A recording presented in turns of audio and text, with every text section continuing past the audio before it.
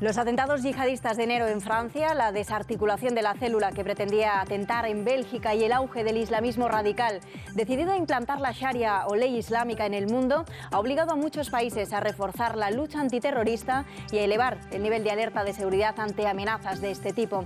Combatientes adiestrados en Pakistán o Siria, donde Estado Islámico ha sembrado el terror en una equivocada y extremista interpretación de los textos del Corán.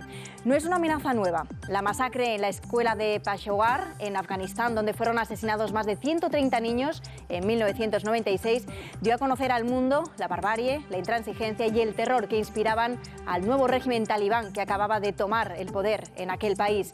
Informe Semanal abordaba en el siguiente reportaje el germen y la práctica de esa doctrina integrista que lleva a sus guerrilleros incluso a asesinar en el nombre de Alá.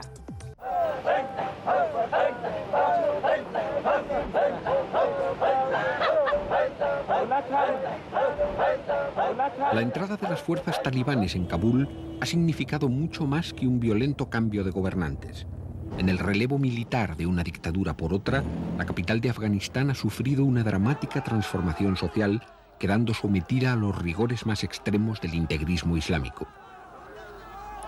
En los cuerpos del expresidente Najibullah y su hermano, fusilados, arrastrados por las calles y finalmente colgados en público, se daba muerte a los intentos de modernidad social de un régimen depuesto 7 años atrás. Porque más allá de su carácter prosoviético, Najibullah se enfrentó a las rancias tradiciones islámicas que ahora resurgen violentamente en un Afganistán arrasado por las guerras civiles. Los talibanes, estudiantes de teología que empuñan las armas en el nombre de Alá, reducen su ideario político a la aplicación más intransigente de la moral islámica, anunciando desde todos los alminares de Kabul el imperio de la ley divina. Una ley antigua que obliga a rezar y prohíbe el pecado. Una ley administrada por guerrilleros iluminados que persigue como blasfema a la cultura occidental y que castiga las faltas en el vestir con latigazos, los robos con mutilaciones y las borracheras o los adulterios con la muerte. De todas las palabras del Corán, la más repetida por los talibanes es haram, lo proscrito, prohibido el alcohol y destruidas ejemplarmente sus existencias, prohibidos el cine, la televisión y el vídeo, prohibidos el fútbol y el ajedrez, prohibidas incluso las cometas infantiles y todo lo que distraiga del recogimiento para la oración. Las voces de los almuédanos han sembrado el miedo entre la población, anunciando castigos físicos para quienes osen desafiar las normas islámicas. Y las gentes de Kabul han cambiado de aspecto. Los edictos oficiales exigen a los hombres que se dejen barba y que se cubran con turbantes o birretes, obligando a las mujeres a ocultarse bajo el burka, una impenetrable túnica que las cubre de la cabeza a los pies. Las mujeres, como siempre, forman el grupo social más afectado por la doctrina integrista.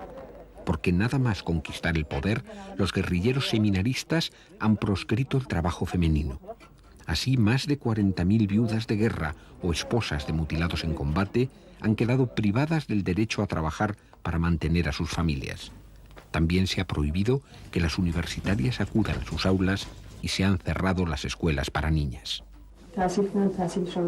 Yo aspiraba a que mis hijas completasen su educación, fueran útiles a la sociedad y ayudasen a sus padres. No quiero que sean unas mujeres incultas y se queden en casa como prisioneras. En el Afganistán de los talibanes, todos los hogares se han convertido en cárceles femeninas. Las mujeres viven como pájaros enjaulados y solo pueden salir a la calle si van acompañadas por un varón de su familia.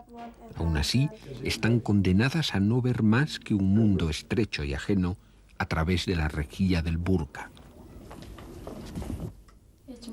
Ningún ser humano puede vivir recluido en su casa.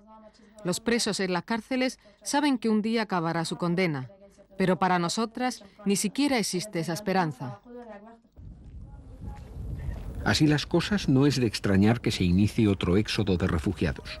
Con la vestimenta obligatoria y sus hijos a cuestas, muchas mujeres han optado por el exilio, tomando el camino de las montañas que rodean Kabul sin llevarse apenas nada. También resulta lógico que los desplazados por la guerra desconfíen cuando las nuevas autoridades les proponen que regresen a sus hogares, porque las noticias que llegan del otro lado de la frontera preocupan a todos, pero especialmente a las mujeres, incluso a las de costumbres más tradicionales. Yo soy una mujer educada y trabajaba en la capital. Ahora que mi padre ha muerto, si vuelvo a Kabul y no me permiten trabajar, ¿quién alimentará a mi pequeño hermano y a mis 3 hermanas? Entretanto, en las regiones del norte de Afganistán que todavía resisten militarmente al avance de los talibanes, se contempla con miedo el futuro de dogmatismo religioso que se refleja en el espejo de Kabul. En la ciudad de Mazar-i-Sharif, una próspera encrucijada comercial al norte de la capital afgana, las gentes temen que sus valiosas mercancías occidentales sean destruidas si triunfan los talibanes. Porque los guerrilleros de Alá consideran como obras del diablo a las otrora codiciadas antenas parabólicas, las cadenas musicales o las ropas de corte europeo.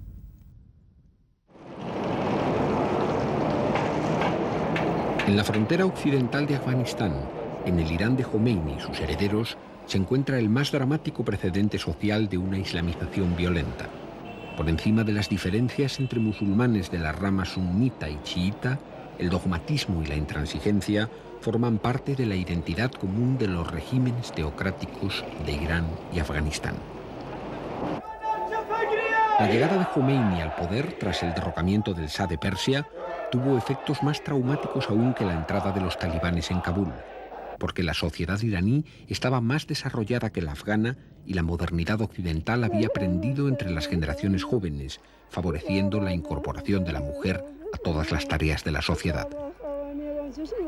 Aunque últimamente los rigores integristas se han suavizado, el balance de la dictadura de los clérigos, al cabo de más de 3 lustros de existencia, ofrece cifras tan duras como más de 2.000 mujeres ejecutadas y más de 30.000 encarceladas, un tercio de ellas por delitos políticos y el resto por no llevar velo, por maquillarse o por hablar con hombres en público, faltas que se purgan a latigazos.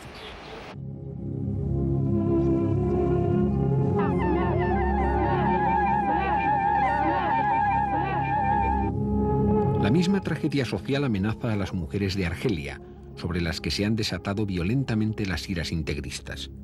Más de 500.000 han sido asesinadas durante los 4 últimos años.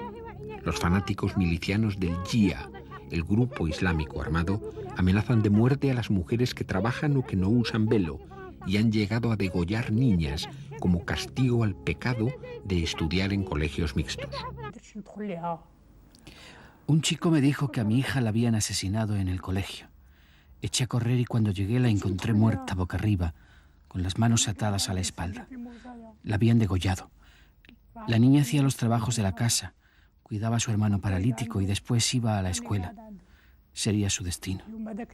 Dios lo ha querido así.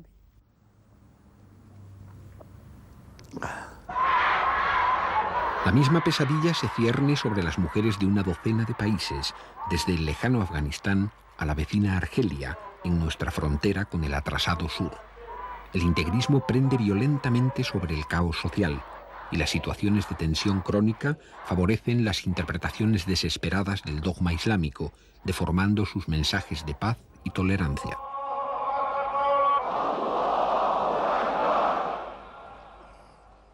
El integrismo, yo lo digo, lo repito siempre, que no es una moral del Islam, sino es una moral fascista, una moral de todos los fascistas del planeta. Prohibir el trabajo, prohibir la educación, es casi una heresia herético en el Islam, en esta religión que siempre ha empujado el saber, siempre ha empujado también la solidaridad y siempre ha empujado también la igualdad en cierto sentido.